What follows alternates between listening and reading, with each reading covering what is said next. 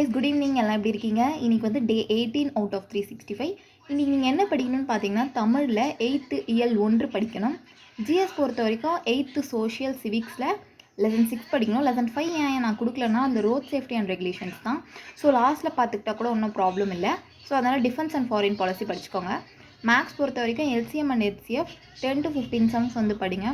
உங்களுக்கு வந்து ஸ்டாண்டர்ட் ஏற கொஞ்சம் டஃப்பாக ஃபீல் பண்ணுவீங்க. அது நான் முன்னாடியே சொல்கிறேன். பட் அப்படி ஃபீல் பண்ணிக்காதீங்க. ரொம்ப சிம்பிள் தான், ஒன்றும் ப்ராப்ளம் இல்லை. பொறுமையாகவே படிங்க. விட்டு கேப் எடுத்து கொஞ்சம் கொஞ்சமாக கூட படிங்க, ஒன்றும் ப்ராப்ளம் இல்லை.